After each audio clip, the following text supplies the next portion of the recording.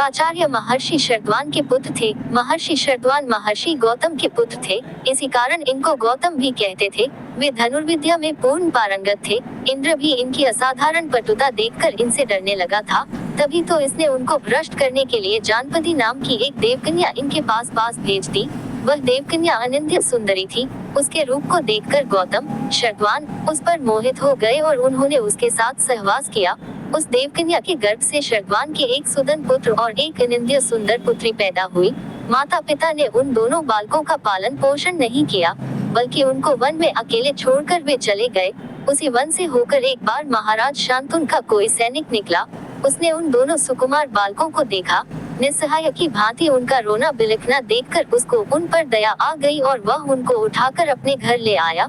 उसने घर पर उनका पालन पोषण किया और चून की कृपा करके उसने उन बच्चों को रखा था। इसी कारण बालक का नाम तो कृप और बालिका का नाम कृपी विख्यात हो गया।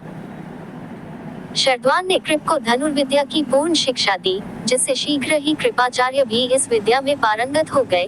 कौरव और पांडवों को पहले इन्होंने ही धनुर्विद्या की शिक्षा दी। इसके पश्चात इनके बहनोई द्रोणाचार्य उनके गुरु बने थे। इन्होंने कौरवों का पक्ष लेकर युद्ध किया था, क्योंकि इन्होंने उनका नमक खाया था। वैसे धर्म और न्याय के प्रति इन्होंने अपनी रुचि दिखाई थी। जिस समय युधिष्ठिर युद्ध प्रारंभ होने से पहले अपने गुरुजनों के पास उनसे युद्ध के लिए अनुमति और विजय के लिए आशीर्वाद मांगने गए तो कृपाचार्य के पास भी गए थे।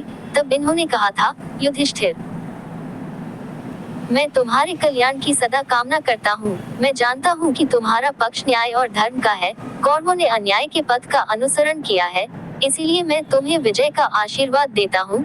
यदि मैं कौरवों का दिया हुआ नमक नहीं खाता तो अवश्य तुम्हारे पक्ष में आकर कौरवों के विरुद्ध युद्ध करता, लेकिन अब ऐसा करना धर्म की मर्यादा के प्रतिकूल होगा। इसलिए मैं युद्ध तो दुर्योधन की ओर से ही करूँगा, लेकिन प्रतिदिन प्रातः काल उठकर ईश्वर से तुम्हारी विजय के लिए प्रार्थना करता रहूँगा। युधिष्ठिर आचार्य को सिर नवाकर चला गया। इस स्थल पर हमें कृपाचार्य का वह उदात्त रूप मिलता है जो न्याय और धर्म का सर्वोपरि मानकर चलता है। महाभारत के अधिकतर पात्रों में ये पक्ष प्रबल रूप में मिलता है। सत्य के प्रति इनका पूरा आग्रह था। एक अन्य स्थल पर भी हमें कृपाचार्य की इस धार्मिक प्रवृत्ति का परिचय मिलता है। जिस समय धृष्टद्युम्न ने अन्याय से द्रोणाचार्य को मार डाला था तो आचार्य के पुत्र अश्वत्थामा को इस पर बड़ा क्रोध आया और वह पांडव पक्ष से इसका बदला लेने की बात सोचने लगा। एक दिन उसने यह निश्चय कर लिया, जिस प्रकार अन्याय और छल से मेरे पिता को मारा गया है, उसी अन्याय और छल से मैं पांडवों की सोती सेना का रात्रि के समय संहार करूंगा। जब उसने आकर कृपाचार्य को अपना ये विचार बताया तो कृपाचार्य ने उससे कहा, अश्वत्थामा, जो सो रहा हो, जिसने शस्त्र उठाकर रख दिया हो और रथ घोड़े आदि की सवारी छोड़ दी हो, या जो त्रहिमाम कहकर शरण में आ गया हो, ऐसे शत्रु का संहार करना न्यायोचित नहीं, गहरी नींद सो रहे हैं। ऐसी स्थिति में जो भी धोखे से उन पर आक्रमण करके उनका संहार करेगा, वह नरक की अनंत ज्वाला में जाकर गिरेगा। यदि तुम पांडवों से बदला लेना ही चाहते हो तो कल प्रातः काल मेरे और कृतवर्मा के साथ चलना। हम खुलकर उनसे मुकाबला करेंगे और तुम्हारे पिता की मृत्यु का बदला चुका लेंगे। या तो कल हम शत्रुओं को नष्ट कर देंगे या स्वयं वीरगति प्राप्त कर लेंगे। कृपाचार्य के ये शब्द उनकी न्याय और धर्म के प्रति असीम, इनके चरित्र में वह दृढ़ता नहीं थी जिससे इनका चरित्र आगे के युगों के लिए एक उदात्त रूप का ज्वलंत उदाहरण बनकर खड़ा हो जाता। इधर तो इन्होंने न्याय और धर्म की इस प्रकार व्याख्या की थी और उधर जब अश्वत्थामा ने छिपकर रात को पांडव सेना का संहार किया तो स्वयं कृपाचार्य ने ही उसमें पूरा सहयोग दिया था। नींद से उठकर भागते हुए सैनिकों का इन्होंने और कृतवर्मा ने मिलकर संहार किया था। पांडवों के खेमों में इन्होंने आग लगाकर पूरी तरह हाथाइयों का सा कार्य किया था।